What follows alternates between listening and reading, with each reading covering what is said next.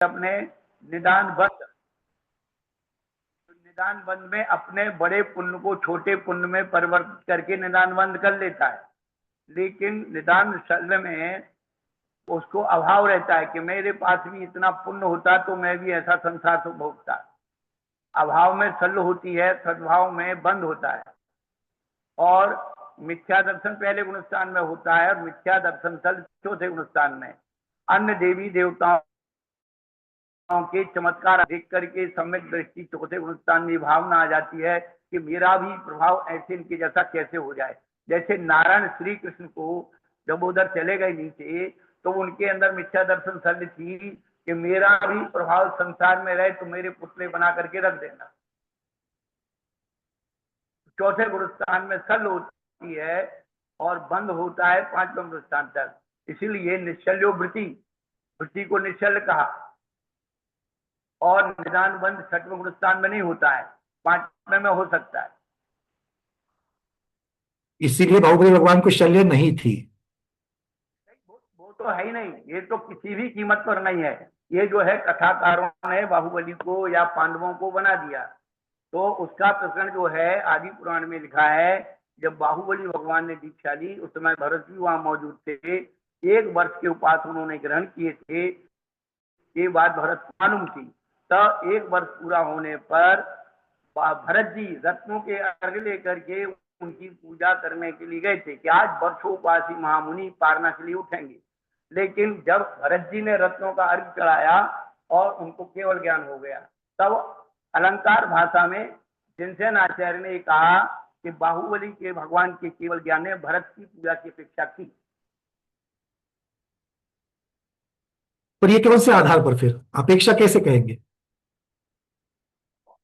ये क्या बोलते हैं, इसको कहते हैं अलंकार भाषा। अलंकार कि भगवान के बाहुबली के केवल ज्ञान ने भरत की पूजा की अपेक्षा की, ये अलंकार भाषा है। जैसे कोई व्यक्ति मृत्यु सैया पर पड़ा है, अंतिम सांसें गिन रहा है और उसका पुत्र या पुत्री आती वो चला गया, अरे उसके पुराण उसमें अटके थे, अरे वो नहीं आता तो मरता भी, वो भी मरता। हाँ, मतलब एक निमित्त के जैसा। मतलब पहला एक। हम्म। ये प्रचलित बातें हैं कि भरत जी ने आके क्षमा मांगी, किसकी भूमि है क्या है, और ब्राह्मी सुंदरी भी आई, उन्होंने समझाया। तो ये दो जो चित्र मिलते हैं दो महिलाओं के, वो ब्राह्मी सुंदरी नहीं है, ये विद्याधर देवियां हैं। जो भगवान तपस्या में थे तो लताएं चढ़ जाती थी, वो आकर के विद्याधर देवियां उन लताओं को निकालती थी। क्यों, ब्राह्मी सुंदरी तो माता जी बन गई थी, वो कहां से आएंगी यहाँ। बिल्कुल बिल्कुल। और 5 पांडवों में 3 मोक्ष चले गए, 2 सर्वार्थ सिद्धि गई। तो दोनों भाइयों ने उपसम श्रेणी का आरोहण किया था, 11वें गुणस्थान में मरण किया, इसलिए सर्वार्थ सिद्धि गए। उनको शल्य थोड़ी सी भाइयों की, पूरे पांडव पुराण में कहीं भी ये नहीं है, ना आदि पुराण में कहीं शल्य की चर्चा ही नहीं है। पर ये कथाकारों ने, यहाँ तक कि विद्वानों ने, साधुओं ने भी ये सब जो है बना दिया। इसलिए जब तक हम लोग मूल ग्रंथों को नहीं पढ़ेंगे, केवल इस श्रवण शक्ति के द्वारा उन्होंने बताया, यदि एक बार हम लोग मूल ग्रंथ से पढ़ लें तो कहीं भी फिर हम लोगों को बाधा नहीं। हाँ, बिल्कुल। ये जब तक शल्य क्या है, कषाय की अपेक्षा से वर्णन, शल्य की अपेक्षा से वर्णन, बंध की अपेक्षा से वर्णन, ये जब तक नहीं समझेंगे तब तक ये सारी भ्रांतियां होती रहेगी। मास्टर कुंजी स्वरूप भेद और स्वामी जी, उसका स्वरूप क्या है, उसका स्वामी कौन है, ये मास्टर चाबी है। बहुत बढ़िया। क्लियर हो गया ना। क्लियर क्लियर महाराज जी, बहुत सारी चीजें मिलती है हर रोज। और जो चीजें पता है उनकी रिवीजन होती है और उसके साथ में नया एक दृष्टिकोण मिलता है। जैसे कि आपने अभी जो मास्टर चाबी दी है, ये मास्टर चाबी पहले उसकी तरफ ध्यान नहीं था, पर अब वो मास्टर चाबी लेकर के चलते तो फिर ताले मुश्किल नहीं रहते।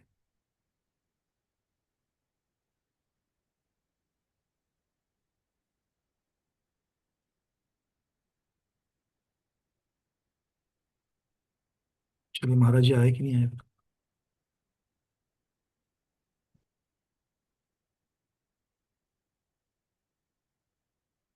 चलिए, गुरुदेव विराजमान हो चुके हैं। जय हो ध्यान सागर जी मुनि जय हो ध्यान सागर जी महाराज की जय। इच्छाकार इच्छाकार इच्छाकार भगवान।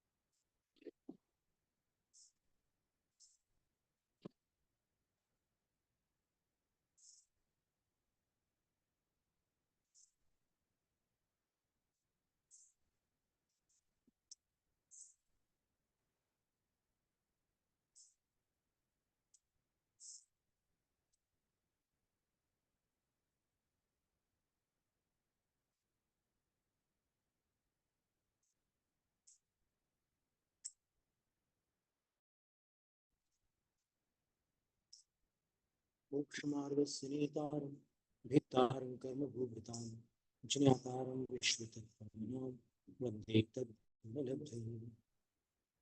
आप रेडी कर लीजिए।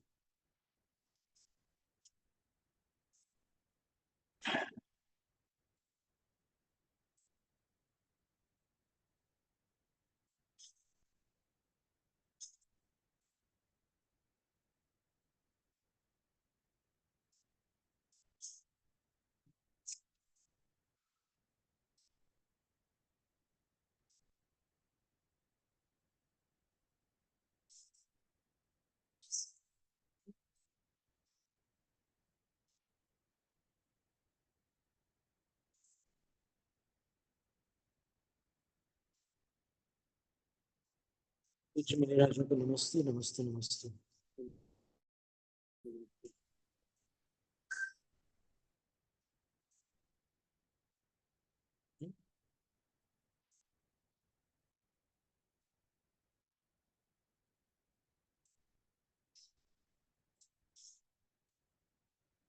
निर्देश स्वामित्व सूत्र में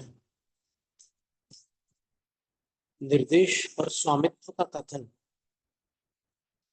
पूर्ण हुआ। अब अधिकरण, ये तीसरा उपाय था। अधिकरण से भी सम्यक दर्शन के विषय में जानकारी हो सकती है। अधिकरण जो है स्थान को कहते हैं, आधार को कहते हैं।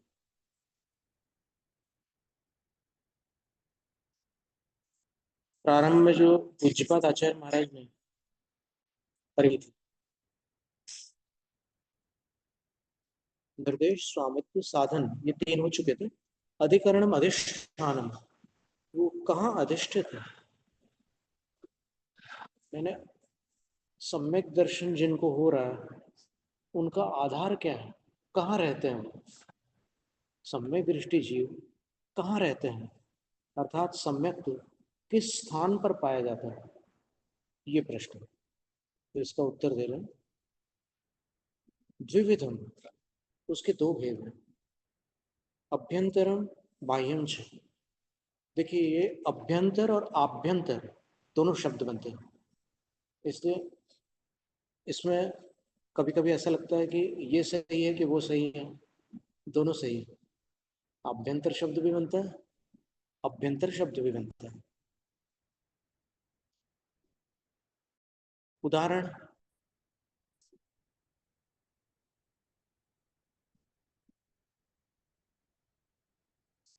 अभ्यंतर का उदाहरण हम स्वयंभू स्तोत्र में देखें। निमित्तम अभ्यंतरम अप्यलंते, वासुपूज्य भगवान की स्तुति में एक पंक्ति आई है, वहां पर मभ्यंतरम, अभ्यंतर शब्द आया है। और फिर आभ्यंतर शब्द भी अपन ढूंढेंगे तो मिलेगा, दोनों शब्द मिलते हैं।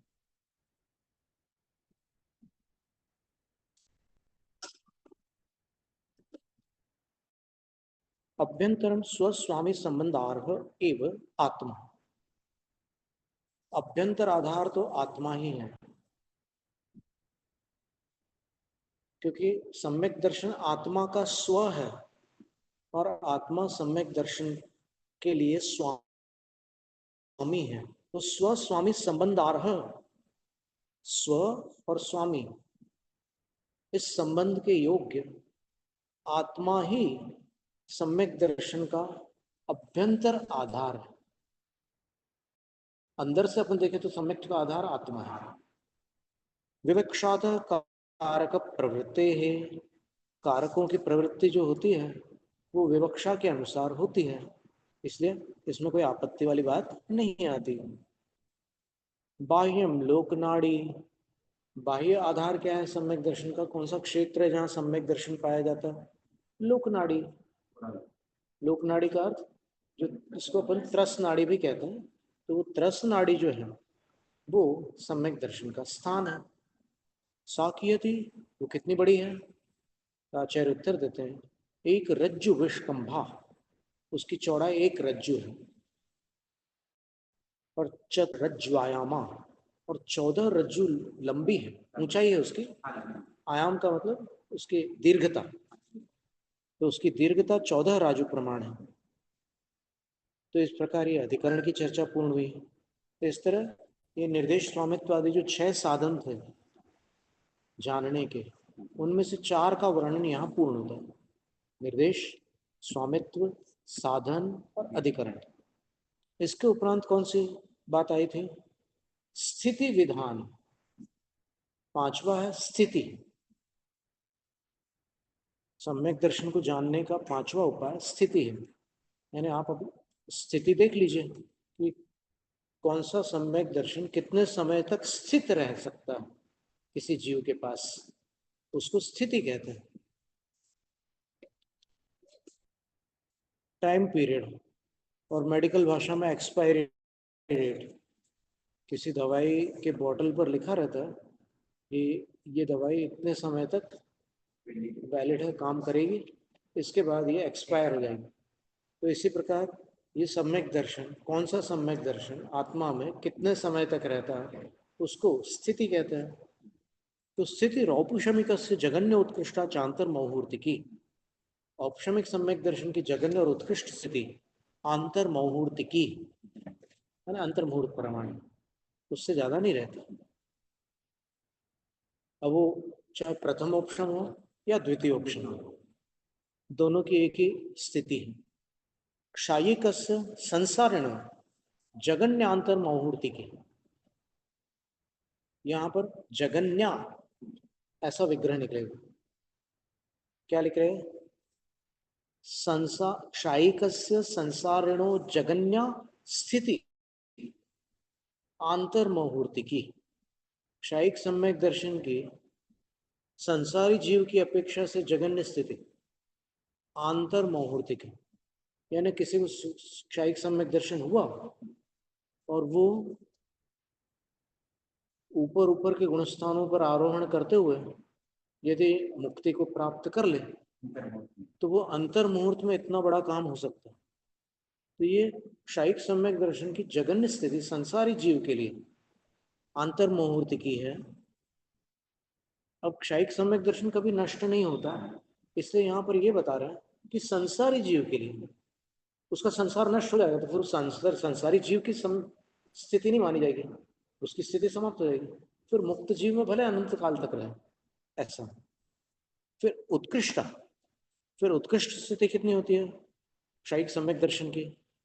तो बोलते हैं कि 33 वाणी 33 सागरोपण, लेकिन 33 से सांतर मुहूर्ताष्ट वर्ष हीन पूर्व कोटि द्वयाधिकारी,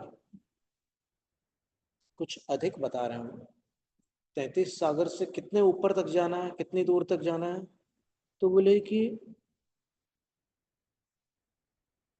2 पूर्व कोटि, 33 सागर में 2 पूर्व कोटि जोड़ लो, लेकिन उन 2 पूर्व कोटियों में से जो प्रथम पूर्व कोटि है, जहां उसने क्षायिक सम्यक दर्शन प्राप्त किया उस जीव ने, तो वो पूरी पूर्व कोटि नहीं गिनी जाएगी, क्योंकि उसको उसकी प्राप्ति के लिए 8 वर्ष अंतर मुहूर्त लगेंगे। तो फिर प्रथम पूर्व कोटि में से 8 वर्ष अंतर मुहूर्त क्षायिक सम्यक दर्शन नहीं है उनके पास, तो गिनती कहाँ से लगाएंगे अपन? उसके तो 8 वर्ष अंतर मुहूर्त घट गया, और जो शेष काल था प्रथम पूर्व कोटि का, उसको अपन ने ले लिया। अंत में निर्गंथ दीक्षा लेकर के अनुत्तर विमान में चले गए, और वहां 33 सागर की अवधि पूरी करके फिर नीचे एक पूर्व कोटि की आयु प्राप्त की, तो फिर वो मोक्ष चले गए। तो संसार में क्षायिक सम्यक दर्शन की अधिकतम अवधि इतनी है संसार में। इसका अर्थ ये नहीं है कि बाद में उसका अभाव हो जाएगा। संसारी अवस्था में क्षायिक सम्यक दर्शन इतने समय तक रहता है, कम से कम अंतर मुहूर्त की स्थिति है, अधिकतम इतनी स्थिति है। मुक्तस्य साधिरपर्यवसाना, मुक्त जीव में क्षायिक सम्यक दर्शन की स्थिति कितनी है? तो बोलते हैं कि जहां से मुक्ति प्रारंभ हुई है, यानी मोक्ष के प्रथम समय में, मोक्ष का प्रथम समय कहाँ होता है? जहां से मोक्ष प्राप्त हुआ है वहां मोक्ष प्रारंभ हो गया। जैसे सब कुछ छूटा, जीव और पुद्गल पृथक हुए, तो मोक्ष प्रारंभ हो गया। तो वहां से लेकर अपर्यवसाना, अवसान कभी नहीं होने वाला है, वहां तक क्षायिक सम्यक दर्शन की स्थिति है। अपर्यवसान, अनंत काल। क्षायोपशमिकस्य जगन्या, क्षायोपशमिक सम्यक दर्शन की जगन्या क्या स्थिति, वहां से लेना स्थिति। तो क्षायोपशमिक सम्यक दर्शन की जगन्य स्थिति आंतरमौहूर्तिकी, आंतरमौहूर्तिकी है। ये इकण प्रत्यय में प्रारंभिक स्वर की वृद्धि होती है। अगर अंतर्मुहूर्त में अ है तो उसकी वृद्धि हो जाएगी, अंतरमौहूर्तिकी बनेगा। स्त्रीलिंग है इसलिए ये की प्रत्यय ई प्रत्यय लगा हुआ है, नीप, आंतरमौहूर्तिकी ये स्थिति हो गई। उत्कृष्टा और क्षायोपशमिक सम्यक दर्शन अधिकतम एक जीव के पास कितने समय तक पाया जा सकता है? उसका उत्तर दिया, षट षष्टि सागरोपमाणी, 66 सागरोपम तक एक जीव के पास क्षायोपशमिक सम्यक दर्शन रह सकता।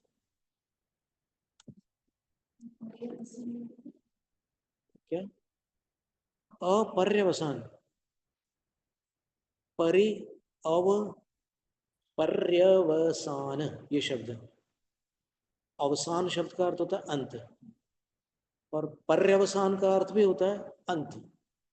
परित अवसानम इति पर्यवसानम, और अपर्यवसान का अर्थ होता है अंत रहित।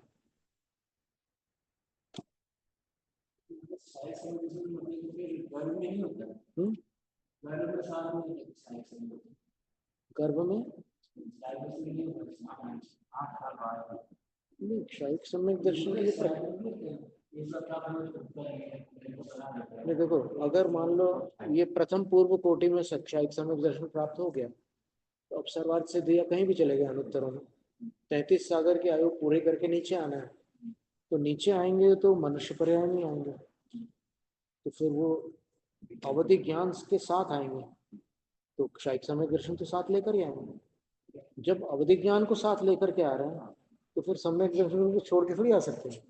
और ये नियम है कि अनुत्तर वाले मिथ्यात्व के साथ नीचे नहीं आ सकते हैं, वो सम्यक के साथ ही आते हैं।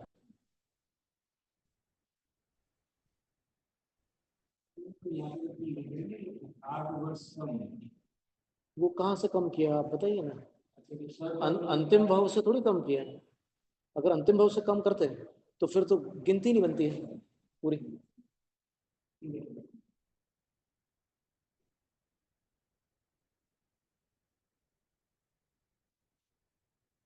अब ये 66 सागर कैसे होते हैं उसके कुछ भंग बताए हैं शास्त्रों में, वो संभवतः यहाँ टिप्पण में कहीं हो सकता है, अगर देखना हो तो देख भी ले।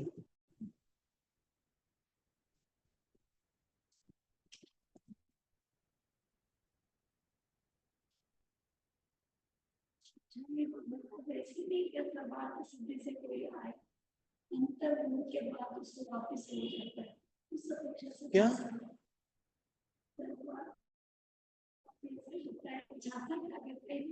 नहीं, 66 सागर की अभी बता रहे हैं यहाँ पर, 66 सागर की बता रहे हैं।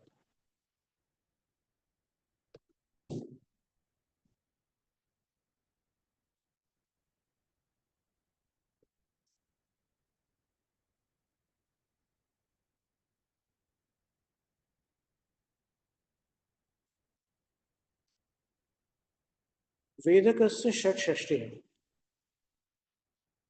392 पृष्ठ है। सर्वार्थ सिद्धि के उत्तरवर्ती संस्करण में, यहाँ पर हमारे पास जो है चतुर्थ संस्करण है, तो इसमें 362 क्रमांक पृष्ठ पर वेदक सम्यक दर्शन का जो काल है वो बताया है, तो वो उत्कृष्ट काल कैसे घटित होता है 20.7 क्रमांक पर दिया हुआ है। मिल गया?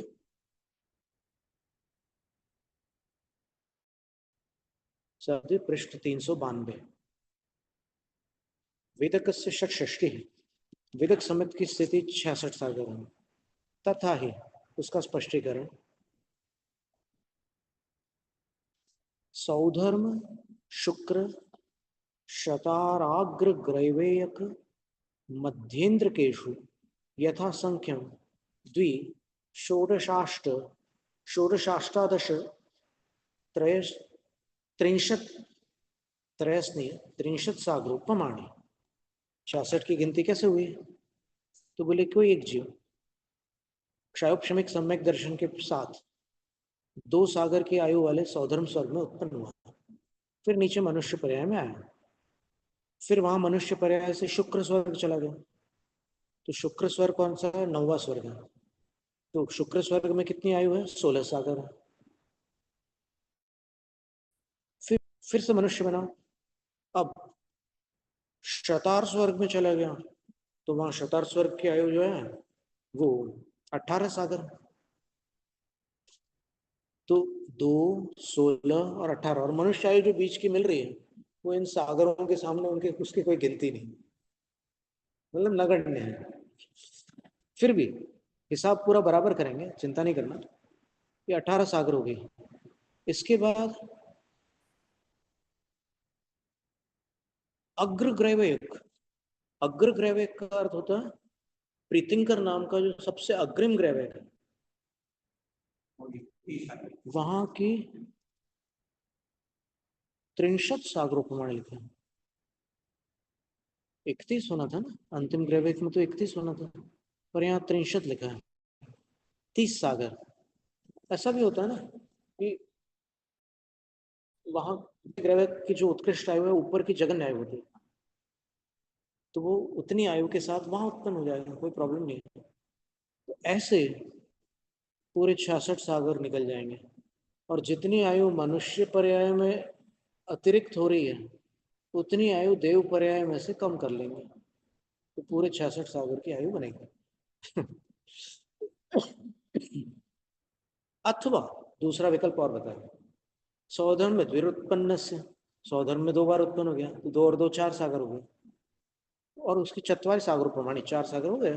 और सानत कुमार ब्रह्म लांतवाग्र ग्रैवेय केशु यथा क्रमम, फिर सानत कुमार में गए 7 सागर के आयु, सानत कुमार महेंद्र सप्त, फिर वहां से गए ब्रह्म, ब्रह्म स्वर्ग की जो आयु है, ब्रह्म स्वर्ग में 10 सागर की आयु है, तो 10 सागर और कर लेंगे। तो ये सौधर्म में 2 बार गए तो 4 हो गया, सानत कुमार में 1 गए तो 7 हो गई, तो 4 और 7 11 हो गया, और उसके बाद 10 सागर जो है वो ब्रह्म स्वर्ग में निकाल दिया, तो 21 सागर हो गया। इसके बाद ब्रह्म के ऊपर लांतव स्वर्ग है, तो लांतव स्वर्ग में 14 सागर की आयु है। तो फिर 21 और 14, 21 और 14 हो गई 35, और उसके बाद अग्रग्रैवेक में 31 सागर हुई।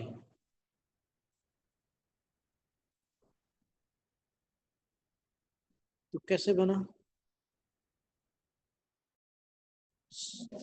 4 66 हो गए ना, 4 7 10 14 और 31, ऐसे 66 सागर हो गए।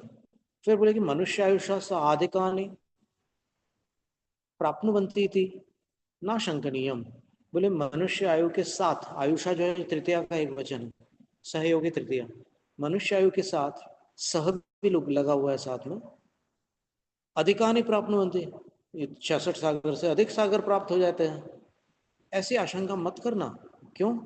अंत सागरोपम आयु शेषे, अंतिम सागरोपम की आयु शेष रह जाने पर अवशिष्टातीत मनुष्य आयुष, मनुष्य आयु काल परिमाणो तत्यागात, जो जितनी मनुष्य आयु जो उसमें बीच बीच में जुड़ी है उसको वहां अंतिम सागर में से छोड़ देना, उसके पहले वो वहां से निकल वहां क्षायब श्रमिक सम्यक समाप्त हो जाएगा।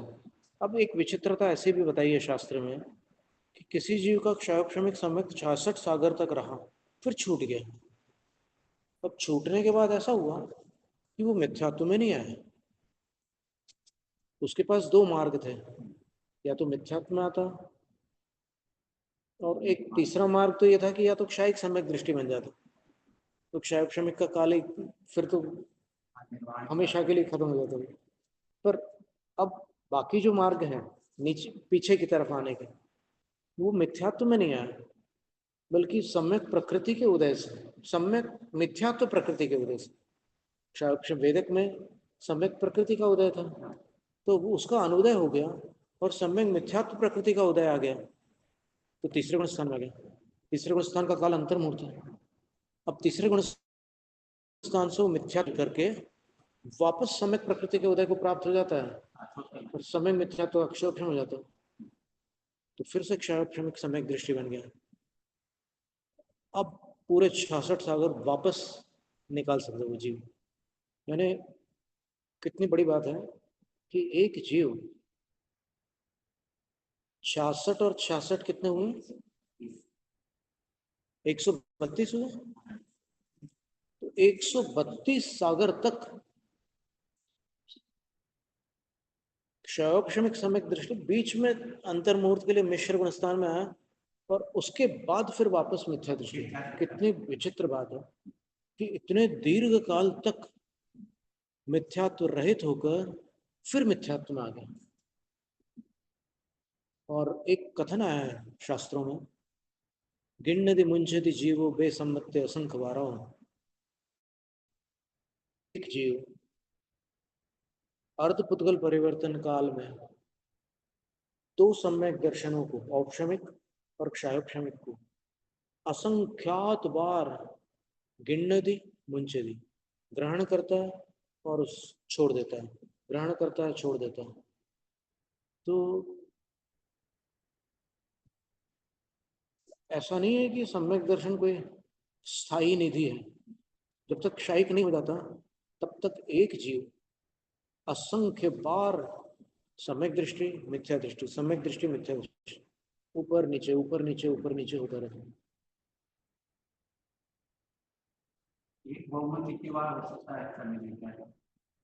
अगर संख्यात वर्ष आयु है किसी जीव की, अगर संख्यात वर्ष आयु वाला भाव है किसी का, तो औपशमिक सम्यक दर्शन एक से अधिक बार नहीं होता। एक सम्यक दर्शन का नियम है कि उसको दोबारा होने के लिए असंख्यात वर्ष का अंतराल आवश्यक है, और वो भी कितना असंख्यात? तो पल्ल का असंख्यात हुआ भाग, वो भी असंख्यात वर्षों का होता है। तो उतना काल इसलिए अनिवार्य है क्योंकि उपशम के योग्य वो काल तभी बनता है उसके बिना नहीं बन सकते। लेकिन क्षयोपशमिक सम्यक दर्शन एक दिन में कई बार प्राप्त होकर छूट सकता है। पहले में आके फिर पहले में आके फिर पहले में आ जाता है तो हाँ, चौथे फिर चौथे में चला जाता है। ऐसा पंचम और सप्तम आदि में भी हो सकता है। वहां से नीचे आना भी संभव है, फिर वापस वहां जाना भी संभव है। इसलिए जिनका ये आग्रह है कि दृष्टि बनने के बाद ही व्रत धारण करो। अब देखो, स्थूल रूप से अपन अपनी श्रद्धा को देख रहे हैं कि पूरी समर्पित है जिन शासन के प्रति, पर अपन गुणस्थानों को तो जानते नहीं। तो अगर अपन गुणस्थान का हिसाब लगाकर ऐसा कथन करेंगे कि नहीं, सम्यक दृष्टि होने के बाद ही वहां जाना चाहिए ऊपर वाले गुणस्थानों में, तो ऐसा नहीं है। और ऐसा इसलिए भी संभव नहीं है क्योंकि मान लो वहां जाने के बाद सम्यक दर्शन छूट गया, तो फिर गृहस्थ बनकर वापस सम्यक दृष्टि बनकर पुनर्दीक्षा लो, ऐसा होगा क्या? ऐसा हो ही नहीं सकता। वहीं पर रहकर, दीक्षा में ही रह करके, ऐसे भी जीवों का वर्णन शास्त्रों में कि जो प्रथम गुणस्थान से डायरेक्ट सातवें में जाते हैं, तो या घर बैठे बैठे सातवें में जाएंगे क्या? ऐसा तो नहीं हो सकता। उनके पास द्रव्य से तो पूरा संयम होना चाहिए ना, तब तो वो गुणस्थान उसमें छुएगा। पहले से सातवें गुणस्थान जाने वाले बिना मुनि अवस्था के नहीं जा सकते।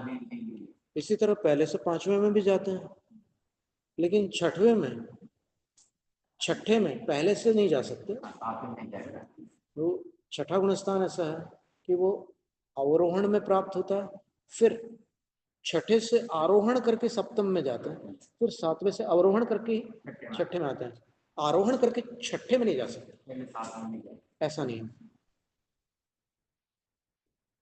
तो इस तरह ये भी एक दूसरा विकल्प बता दिया कि 66 सागर ऐसे दो प्रकार से बनते हैं। दो बार 66 सागर रह सकता है, एक बार रहेगा। आपने एक 66 132 बीच में, तो हमने तीसरे गुणस्थान में गया, बीच में इंटरवल दिया था कि नहीं हमने? हाँ, तीसरे में गया, दिया था ना बीच में। हाँ, और फिर तो भोजन की छुट्टी दी थी ना बीच में। अंतर्मुड़ के लिए मिश्र गुणस्थान में आया था। तो ये बात, तो इस तरह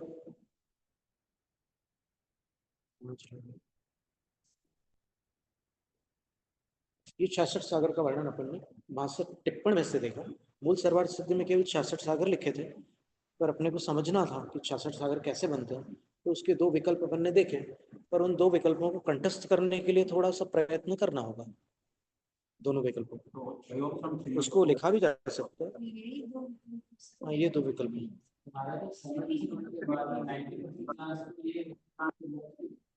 ऐसा नहीं है 90% नहीं है, बहुत कम परसेंट है। प्राप्त करने वाली बात ऐसे लिखी सर, राजवार्तिक में लिखा है कि अगर सम्यक दर्शन प्राप्त होने के बाद न छूटे तो 7 या 8 भाव में मोक्ष चले जाएंगे। ये पंक्ति अप्रतिपतित सम्यक्ता सप्ताष्ट भवहि सेत्स्यन्ति, आचार्य अक्लंग देव की पंक्ति है कि जो सम्यक से प्रतिपतित नहीं हुए हैं वे 7 या 8 भाव में मोक्ष चले जाएंगे, ऐसा लिखा।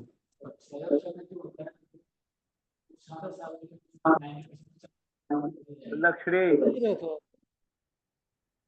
कुछ महाराज जी बोल रहे हैं। तीसरा विकल्प खुद्दाबंद की अपेक्षा उसी सर्वार्थ सिद्धि की जो टीका हिंदी उसमें नीचे दिया हुआ है, 20 सागर 22 सागर और 24 सागर। तीसरा विकल्प हिंदी में नहीं, टिप्पण वाले में खुद्दाबंद। दूसरा टिप्पण है दूसरे नंबर का 20 नंबर पेज पर हिंदी टीका में खुद्दाबंद।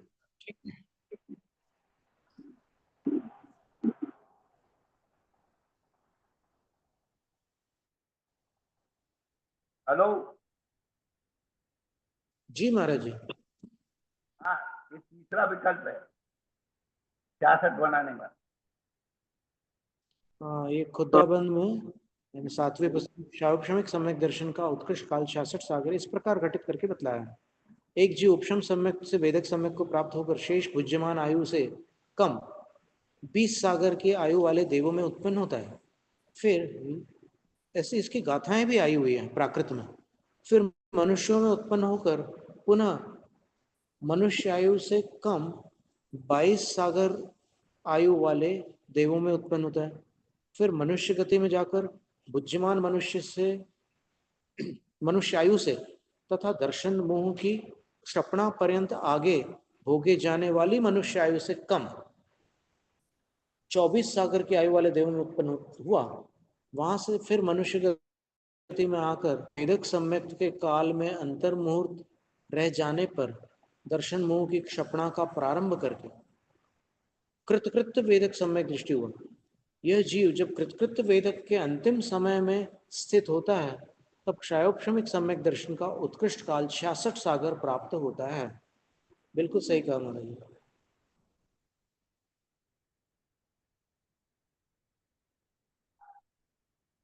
अब इसके बाद विधानम, विधान का अर्थ यहाँ पर वो शांति विधान आदि न है बल्कि प्रकार है। सम्यक दर्शन कितने प्रकार का है? तो आचार्य उत्तर देते हैं विधान सामान्य आदि एकम सम्यक दर्शन, सामान्य से सम्यक दर्शन एक है, तत्वार्थ श्रद्धानम सम्यक दर्शन।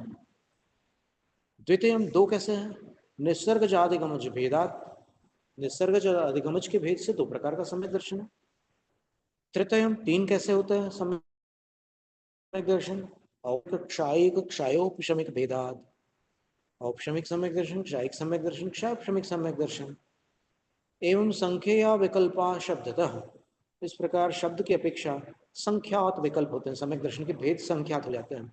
अब औपशमिक के भी दो भेद होते हैं, वेदक के भी दो भेद होते हैं, एक सामान्य वेदक और एक कृतकृत्य वेदक। तो ऐसे 5 भेद हो गए सम्यक दर्शन के। 2 प्रकार के औपशमिक हो गए, 2 प्रकार के वेदक हो गए और एक क्षायिक हो गया। फिर संसारियों का क्षायिक और सिद्धों का क्षायिक। सिद्धा अवस्था की अपेक्षा वैसे भी अपन उसका विभाग कर सकते हैं। तो ऐसे असंख्य अनंताश भवंती, सम्यक दर्शन असंख्यात प्रकार के और अनंत प्रकार के भी हो सकते हैं। कैसे? श्रद्धात्री श्रद्धातव्य भेदात, श्रद्धान करने वाले और श्रद्धेय, इनके इतने भेद हैं। श्रद्धान करने वाले कितने जीव, असंख्यात सम्यक दृष्टि इस लोक में। तो उनकी अपेक्षा से सबके सम्यक दर्शन में जो अविभाग प्रतिच्छेद है उनमें अंतर होता है और फिर उनके ज्ञान आदिक में भी अंतर होता है। तो फिर जो जिस ज्ञेय पदार्थ पर उनका श्रद्धान है, 7 तत्वों पर श्रद्धान रहेगा, इसमें कोई संदेह नहीं है, लेकिन कुछ कुछ उसमें अंतर पाया जाता है, तो असंख्यात भेद हो जाता है। और अनंत भेद कब हो जाएंगे? श्रद्धातव्य भेदा, जो श्रद्धान के योग्य पदार्थ हैं। कौन से पदार्थ हैं? तो नियमसार की 9वीं गाथा में लिखा है, ये इसमें हमारी आवाज नहीं जा रही थी, अनम्यूट बोलो। अरे अरे महाराज जी। अच्छा, तो नियमसार की 9वीं गाथा में लिखा है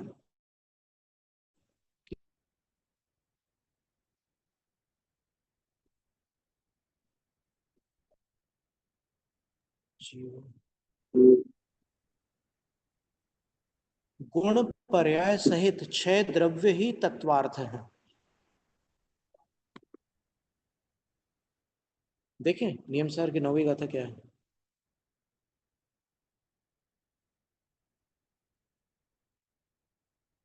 नवी गाथा जहां तक हमें कंठस्थ, जीवा पुग्गल काया धम्मा धम्माय काल आयासम तच्चत्थायति भणिदा गुणपज्जैः संयुक्ता, नाना गुणपज्जैः संयुक्ता, नाना गुण और पर्यायों से संयुक्त जीव, उद्गल काय, धर्म अधर्म, आकाश और काल, ये 6 द्रव्य तच्चत्था यदि भणिदा, तत्वार्थ ऐसा कहे गए हैं। तो उनको तत्वार्थ कहा उन्होंने। तो ये जो तत्वार्थ है इनकी राशि कितनी है? तो इनकी राशि अगर अपन देखेंगे तो द्रव्य प्रमाण की अपेक्षा आकाशाद एक द्रव्याणी, आकाश तक एक द्रव्य, कौन कहाँ से शुरू करना है? धर्माधर्म आकाश, अजीवकाय धर्माधर्म आकाश पुद्गला। तो आकाश तक, धर्म अधर्म और आकाश, यहां तक ये एक एक एक। अब 3 द्रव्यों की गिनती एक एक की हो गई, तो 3 हुए। अब बाकी बचे हुए द्रव्यों की क्या गिनती है? तो बोले काल द्रव्य असंख्यात है। लोकाकाश में जितने प्रदेश हैं, एक एक प्रदेशों पर रैणाणम राशि में भी रत्नों की राशि के समान पृथक पृथक एक एक कालाणु अवस्थित है।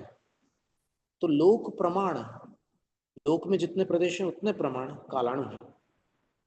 और लोक प्रमाण धर्म द्रव्य का भी क्षेत्र है, अधर्म द्रव्य का भी उतना ही क्षेत्र है। और एक जीव द्रव्य के प्रदेश भी उतने ही होते हैं, पर संकोच विस्तार के कारण जीव जो वो कहीं भी फिटिंग कर लेता है, कहीं भी सेट हो जाता है। और जब समुद्घात लोग पूर्ण करते हैं तब लोक के एक एक प्रदेश पर जीव के एक एक प्रदेश होते हैं एक समय के लिए। तो ये कालाणु की बात हुई। इसके बाद जीव, जीव कितने हैं? तो जीव अनंतानंत है, जीव अनंतानंत है। और पुद्गल कितने हैं? उनसे अनंत गुणित है। क्योंकि संसारी जीवों की जो राशि है वो संपूर्ण जीव राशि कार्मण शरीर से युक्त है। और जो आहारक है वो औदारिक वैक्रिक जैसे शरीरों से युक्त है। लेकिन जो कार्मण शरीर है वो अनादि संबंधित है, अनादि से उस जीव के साथ ही है। तो उसमें अनंत परमाणु है कार्मण शरीर में, और सबसे अधिक परमाणु कार्मण शरीर में। प्रदेश तो संख्य गुणम प्राप्त तेजसा, औदारिक वैक्रिक आहारक, तेजस के पहले तक आहारक हो गया। तो यहाँ तक के औदारिक में जितने प्रदेश हैं उससे असंख्यात गुणित वैक्रिक में, वैक्रिक में जितने प्रदेश हैं उससे असंख्यात गुणित आहारक में है, अनंत गुणे परे। फिर आहारक से अनंत गुणित प्रदेश तेजस शरीर में, तेजस से अनंत गुणित प्रदेश कार्मण शरीर में। तो फिर अब विचार करो कि अनंतानंत जीव हैं और उनमें से जो मुक्त हुए हैं वो नगण्य है। नगण्य इसलिए कह रहे हैं क्योंकि एक निगोद शरीर में जो द्रव्य प्रमाण है जीवों का, एक निगोद शरीरे जीवा द्रव्य प्रमाण दो दिट्ठा सिद्धे ही अनंत गुणा सवेण व्यतीत कालेन। पूरे अतीत काल के अपेक्षा अपन विचार करें तो जितने जीव सिद्ध हुए हैं अनादिकाल से आज तक, उनसे अनंत गुणित जीव एक निगोद शरीर में, एक निगोद शरीर में। तो आप सोचोगे पूरा जगत निगोद शरीर से भरा हुआ है, जब एक खाली नहीं हुआ अनादिकाल से, तो फिर ये पूरी शरीर कैसे खाली हो सकती है?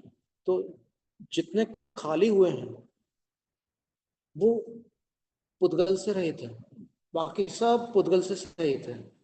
तो प्रत्येक जीव के साथ अनंतानंत पुद्गल है। अगर अनंत जीव अपन माने, अनंत के कई भेद होते हैं, तो उसमें से जीवों की जो राशि है वो वाले अनंत माने, तो उससे अनंतानंत गुणित पुद्गल है। केवल जीव से लगे हुए पुद्गल, बाकी पुद्गल अलग है। तो इस अपेक्षा से इतने सारे ये श्रद्धा तव्य है। जिनेन्द्र भगवान ने ये सारे पदार्थ बताए ना, और इनके श्रद्धान को सम्यक दर्शन कहा। तो श्रद्धा तव्य के भेद से सम्यक दर्शन अनंत प्रकार का भी होता है। ये पूज्यपाद आचार्य महाराज के वचन है। नहीं तो आप रात को सो नींद उड़ जाए आपकी कि अनंत कैसे हो गए सम्यक दर्शन, तो उसका जवाब ये है।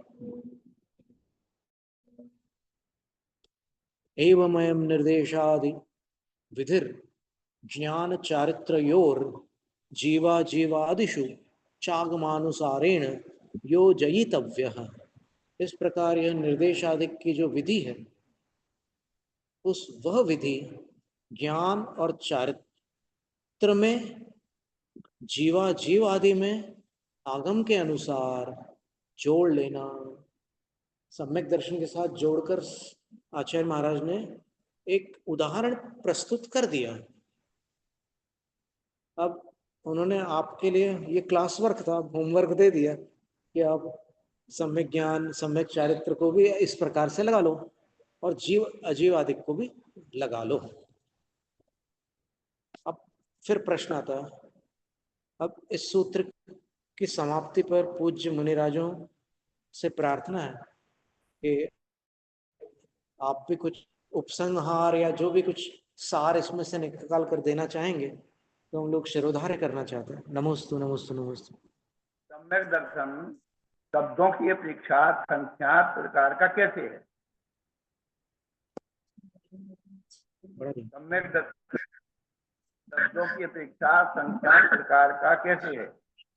सम्यक दर्शन का कथन करने वाले शब्द संख्यात हैं, इसलिए सम्यक दर्शन संख्यात प्रकार का है, ऐसा मानना चाहिए। ठीक है, सुना है शब्द क्या? संख्या। जी महाराज जी। दर्शन का कथन जो चलता है वह कथन करने वाले जो शब्द है वो संख्यात ही है। जैसे अभी बाहर पानी गिर गया, कितने लोग आएंगे कि महाराज आज बहुत पानी गिरा है, आज बहुत पानी गिर रहा है, क्या सर्दी हो रही है बहुत, तो उतने सब उतनी माने व्यवस्था को करने वाले सब संख्यात ही हैं, सभी उन्हीं शब्दों को दोहराएंगे, कोई अलग से नहीं ला पाएंगे। तो इसलिए सम्यक दर्शन का कथन करने वाले शब्द संख्यात हैं, इसलिए सम्यक दर्शन संख्यात प्रकार का है। ठीक है, तो उसका विश्लेषण है नाम। तो ये आपने अकलंग स्वामी ने उसको खोला है अन्य प्रकार से, जीव के साथ आश्रव बंध संबंध निर्जला के साथ खोला है, और उसके साथ और उसके सभी विधानों को मोक्ष तत्व और सम्यक दर्शन का निर्देश करके नाम आदि के साथ, ज्ञान के साथ निर्देश, चार्ट के साथ निर्देश, ये जो उत्पाद आचार्य ने जो छोड़ दिया कि ज्ञान चारित्र के साथ जीव उसमें आगम के अनुसार लगा लेना चाहिए, तो इसी बात को अकलंग स्वामी ने अपने राजवार्तिक में खोल दिया। ये हम आप सबके लिए संकेत। बहुत सुंदर। वो अपन और विश्लेषित करना है, समझना है, तो अपन वहां से जान सकते हैं। बहुत बढ़िया।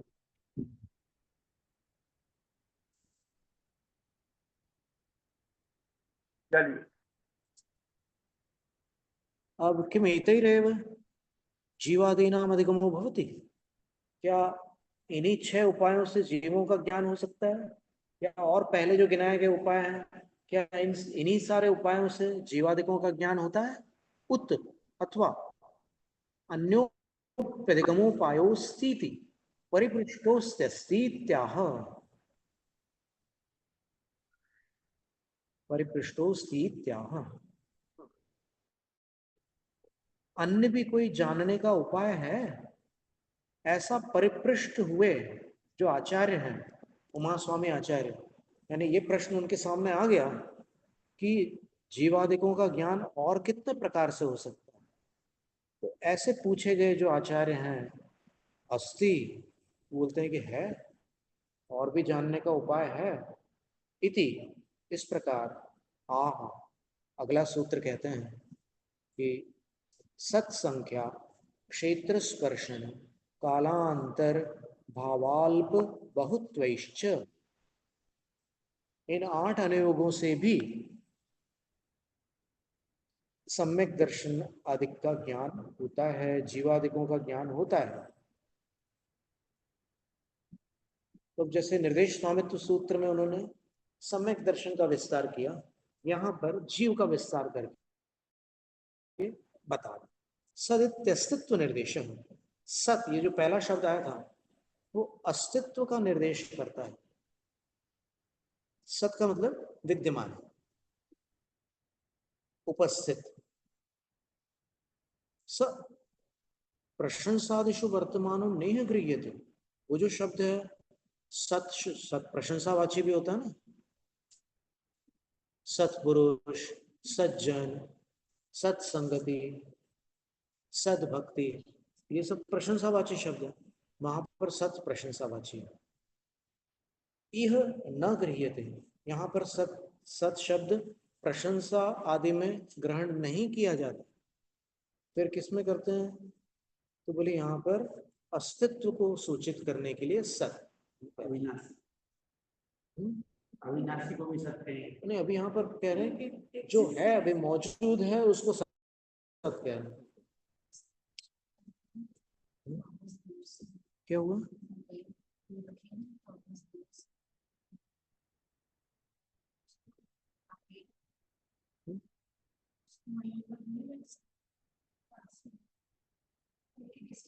क्या करना?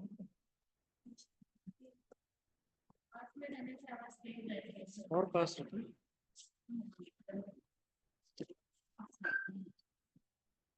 अच्छा, तो यहाँ पर सत शब्द प्रशंसावाची न होकर अस्तित्ववाची है।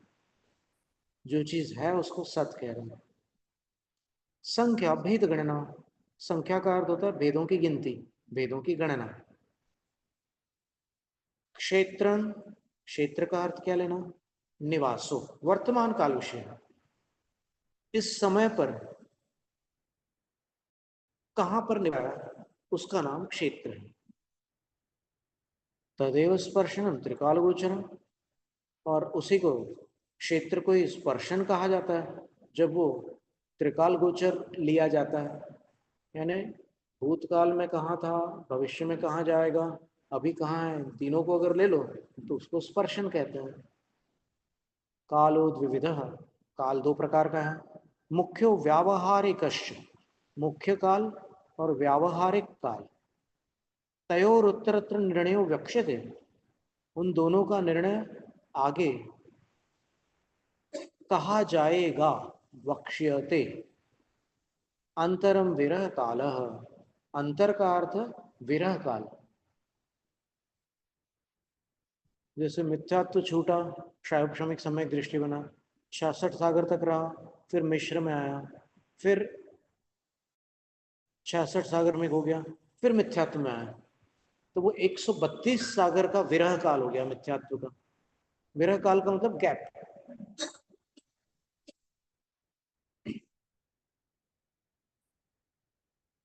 भाव औपशमिक आदि लक्षण, भाव शब्द से यहाँ पर क्या लेना? जो दूसरे अध्याय के प्रथम सूत्र में आने वाले 53 भाव हैं, 5 भाव है मुख्य, फिर उनके भेद करो तो 53 है। उन औपशमिक आदिक भावों को लेना। अल्प बहुत्व अन्योन्यापेक्षा विशेष प्रतिपत्ति। अल्प बहुत्व में क्या होता है कि अन्योन्य का अर्थ होता है आपस में, परस्पर की अपेक्षा से विशेष प्रतिपत्ति, कुछ भिन्न जानकारियां वहां पर ग्रहण की जाती है, कुछ विशेष जानकारियां वहां पर होती है, उसका नाम अल्प बहुत्व है। उदाहरण के लिए अपन ने एक कि मनुष्य गति है, तो मनुष्य गति में सबसे अधिक कौन है? तो बोले मिथ्या दृष्टि है। फिर मिथ्या दृष्टि से कम कौन है? तो उसकी राशि के साथ बताया था कि मिथ्या दृष्टि से कम 700 करोड़ यानी 7 अरब अविरत सम्यक दृष्टि। उनसे कम कौन है? तो बोले 104 करोड़ मिश्र सम्यक, मिश्र गुण स्थान वाले हैं। उनसे कम कौन है? तो बोले 52 करोड़ सासाधन सम्यक दृष्टि। अगर है किसी काल में तो वो इतने रहे हो सकते हैं। उनसे कम कौन है? तो बोले कि 13 करोड़ पंचम गुण स्थान वाले संहिता संयत। उनसे कम कौन है? तो बोले 3 कम 9 करोड़ जो मुनिराज है। इसमें कम ज्यादा का जो अनुपात जिसमें देखा जाता है उसको कम यानी अल्प और ज्यादा यानी बहुत। अल्प बहुत इसी को कहते हैं कि कौन कम है कौन ज्यादा है। ऐसे एक काल में अधिकतम कितने जीव मोक्ष जा सकते हैं? 108। एक समय में 608, 108, और कम से कम कितने जा सकते हैं? सिंपल, एक से कम थोड़ी, आधे थोड़ी जाएंगे मोक्ष एक ही जाएंगे ना, तो कम से कम एक, ऐसा है। तो अल्प बहुत और बीच वाली संख्या बीच में आएगी। 8 समय में 608 जाएंगे, तो उसकी संख्या एक अलग हिसाब से है पूरी। कैसे? 608 की संख्या तो बताइए, कहीं किसी ग्रंथ में आपको मिली है कि अधिक संख्या भी है? अभी हमने तो नहीं देखी अभी तक। मतलब फिक्स है 608 जीव ही जाते हैं 6 महीने 8 समय में, कम नहीं जाए कम ज्यादा नहीं। और उतने ही जीव निगुत से तो निकलती है, लेकिन यहाँ पर जो मनुष्य गति में या फिर चारों गतियों में जो क्षयिक सम्यक दृष्टियों की जो संख्या है वो भले ही असंख्यात है, लेकिन एक निश्चित असंख्यात है। तो उनमें से 608 मोक्ष चले गए हैं, उन क्षयिक सम्यक दृष्टियों में से मोक्ष गए। तो फिर उतने ही जीवों को क्षयिक सम्यक दर्शन भी होगा, ऐसा राजवार्तिक में लिखा कि जितने जीव मोक्ष जाते हैं उतने ही जीव उतने ही काल में क्षयिक सम्यक दर्शन को प्राप्त होते हैं, और जो निगोद से कभी निकले नहीं थे उतने ही जीव वहां से बाहर आ जाते। ऐसे मतलब ये एकदम व्यवस्थित चल रहा है दुनिया, व्यवस्थित, अपना दिमाग अव्यवस्थित, तो उसको अपन आगम से व्यवस्थित करना चाह रहे हैं, कोशिश है। फिर एतैश्च, इन सब के माध्यम से भी सम्यक दर्शनादि नाम जीवादि नाम चातिगमो वेदितव्य है। सम्यक दर्शनादि का और जीवों का अधिगम अर्थात ज्ञान, वेदितव्य, जान लेना। मतलब ये जान लेना कि इनसे भी जीव आदि का ज्ञान होता है। ननुच, अब शंकाकार ने शंका उठाई, निर्देशादेव सदग्रहणम सिद्धम, जो आपने निर्देश किया था तत्वार श्रद्धानम सम्यक दर्शन, उसी से अस्तित्व की सिद्धि हो गई। विधान ग्रहणात् संख्या गति, अब विधान जो प्रकार आप बता चुके हैं पहले पिछले सूत्र में कि दर्शन होता है, तो उसी से संख्या आ गई। सम्यक दर्शन कितने प्रकार का? 3 प्रकार का है, जितने भी प्रकार का है संख्या आ गई। और अधिकरण ग्रहणात् क्षेत्र स्पर्शनावबोध, और अधिकरण जो आपने पिछले सूत्र में बताया था उससे क्या हुआ? उससे क्षेत्र भी आ गया और स्पर्शन भी आ गया। स्थिति ग्रहणात् काल संग्रह, अब यहाँ पर आप काल कह रहे हो और वहां पिछले सूत्र में आपने स्थिति कही थी, तो फिर उससे स्थिति ग्रहण करने से काल का भी संग्रह हो गया। भावो नामादिशु संग्रहित, और भाव का ग्रहण तो नामादिक 4 निक्षेपों में भाव निक्षेप पता ही चुके आप भाव का है। एवं एवं, ठीक है। पुनरेशाम किमर्थम ग्रहणमिति, शंकाकार की शंका है कि इनको फिर से क्यों ग्रहण किया। इति के बाद 2 विराम होने चाहिए थे, क्यों ग्रहण किया? या 2 विराम तो उत्तर के बाद आएगा, ठीक है, यहाँ पर प्रश्न चिन्ह होना था। सत्यम सिद्धम, सही बात है, तुमने जो सिद्ध किया वो सिद्ध है, सही बात है, बिल्कुल गलत नहीं कहा। शंकाकार की पूरी शंका को महाराज ने स्वीकार किया। अब आगे क्या कह रहे हैं, समाधान क्या दे रहे हैं? विनय आशय वशात, विनय आशय वशात तत्व देशना विकल्प, बहुत सुंदर बात कही है। विनय का अर्थ होता है शिष्य, जिसको विनय सिखाई जा सके उसको विनय कहते हैं, शिष्य। तो वो जो शिष्य है उसके आशय वशात, उसके अभिप्राय के प्रभाव से तत्व देशना विकल्प, तत्व देशना में ऐसा अंतर पाया जाता है। वहां पर 6 बता दिए थे, यहाँ 8 बता दिए। अब कोई शिष्य ऐसे हो सकते हैं कि जिनको 6 में सब कुछ समझ में आ रहा है, और कोई ऐसे भी हो सकते हैं कि जिनको 8 में समझ, इसलिए ये भेद कर दिए उन्होंने। और फिर आगे और कह रहे हैं, केचित संक्षेप रुचया, कुछ शिष्य शॉर्ट में रुचि रखते हैं, थोड़ा सुनना चाहते हैं, ज्यादा विस्तार करो तो फिर वो टाइम देखने लगते हैं। और कुछ ऐसे होते हैं केचित विस्तार रुचय, कुछ विस्तार से रुचि समझने में रुचि रखते हैं। अपरे नाति संक्षेपेण नाति विस्तरेण प्रतिपाद्या, और कुछ ऐसे भी रहते हैं जो ज्यादा संक्षेप भी पसंद नहीं करते, ज्यादा विस्तार भी पसंद नहीं करते, मध्यम रुचि शिष्य होते हैं। और सर्वसत्वानुग्रह ग्रहार्थो ही सताम प्रयास इति अधिगम अभ्युपाय भेदोद्देश्य कृत। जो सत्पुरुष होते हैं वो सब प्राणियों का उपकार करने के लिए ही अभ्युपायों में भेद का उद्देश्य कर डालते हैं। यानी वो भेद प्रभेद इसलिए बता देते हैं कि ऐसे ऐसे जानना हो तो ऐसे जान लो, ऐसे जानना हो तो ऐसे जान लो, जानो तो।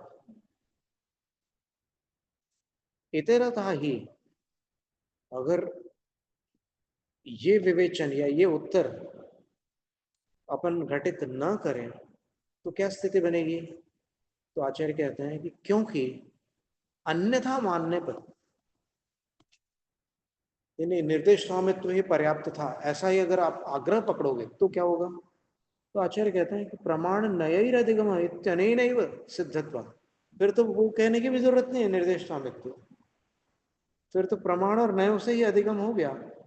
इतनी इति अनेनैव, इस एक सूत्र से ही सिद्धत्वा, ये सब सिद्ध हो जाता है। इतरेषाम ग्रहणम अनर्थकम स्यात्, तो बाकी ये जो देखे वो सब निरर्थक हो जाएंगे। इसलिए ये समझो कि अलग अलग प्रकार के शिष्यों को समझाने के लिए इतने सूत्रों द्वारा आचार्य उमा स्वामी भव्य जीवों का उपकार कर रहे हैं, और आचार्य पूज्यपाद स्वामी उसको सरल करके और समझा रहे हैं। उनको नमस्ते करते हैं। तत्र जीव द्रव्यम अधिकृत्य सदाद्यनुयोग द्वार निरूपणम क्रियते।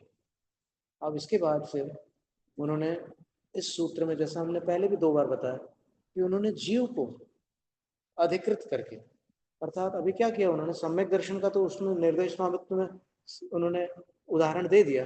अब इस सूत्र में सत संख्या में वो जीव को आधार बनाकर, अधिकृत्य का अर्थ क्या है?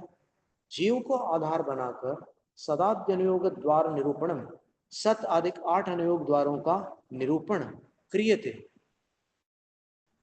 किया। इनके द्वारा? आचार्य द्वारा। स्वामी जी, तो जी महाराज जी। द्रव्य अधिकृत, जीव द्रव्य पद लिया है, पदार्थ नहीं लिया, तत्व नहीं लिया, और सद द्रव्य। जी महाराज जी, सबसे महत्व की बहुत बहुत बारीक बात पकड़ी महाराज जी आपने। इसलिए यहाँ पर उन्होंने जीव तत्व ना लेकर के जीव द्रव्य लिया है, बहुत बड़ी बात है। पद को लाने के लिए उन्होंने जीव द्रव्य लिया के सद द्रव्य लक्षणम। हाँ संध्यावाची नहीं है जो वहां पिछला कह के आए। हाँ, ये सही कह रहे हैं आप महाराज जी, क्योंकि सत शब्द का आपने पंचम अध्याय के साथ समन्वय करके अर्थ निकाला है। सत शब्द जो है पंचम अध्याय में आता है, तो उसको उसके आधार पर यहाँ पर जीव द्रव्य को पूज्यपाद आचार्य महाराज ने आधार बनाया, सत द्रव्य लक्षण। तो इसलिए यहाँ क्या कह रहे हैं, तुम्हें किसको ले रहे हैं? जीव द्रव्य को ले रहे हैं। अब आनंद आएगा। जी महाराज जी, बिल्कुल सही कहा आपने। नमोस्तु नमोस्तु नमोस्तु। जैनम जयतु शासन स्वाध्याय निष्ठापन क्रिया शुद्ध भक्ति का सर्वं करोमि। नमो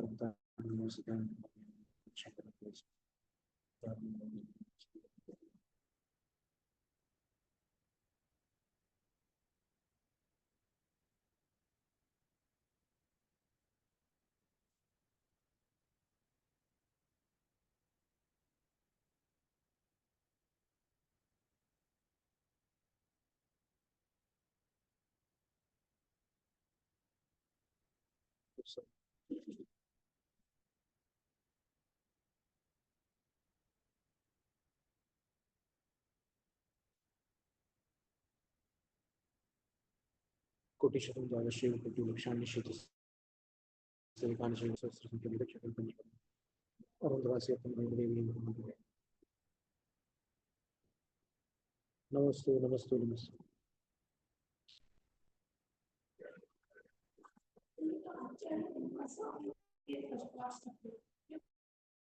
पूज्यपाद आचार्य ने पर विस्तार किया। उसके बाद फिर आचार्य अकलंग देव ने किया, उसके बाद फिर आचार्य विद्यानंद महाराज ने किया, उसके बाद आचार्य शुद्ध सागर सूरी जी ने किया, उसके बाद आचार्य भास्कर नंदी जी ने किया, और बीच में अमृतचंद आचार्य महाराज ने इस पर एक दूसरा ग्रंथ बनाया, तत्वार्थ सार। और फिर एक सिद्धांत सार संग्रह भी नरेंद्र सेन आचार्य महाराज ने इसको तत्वार्थ सूत्र को ही आधार बना करके लिखा। हमारी आवाज पहुंची कि नहीं? आवाज नहीं आई?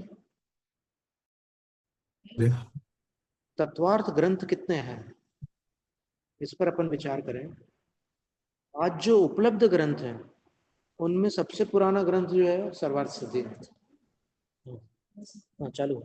और सर्वार्थ सिद्धि के उपरांत फिर तत्वार्थ वार्तिक ग्रंथ।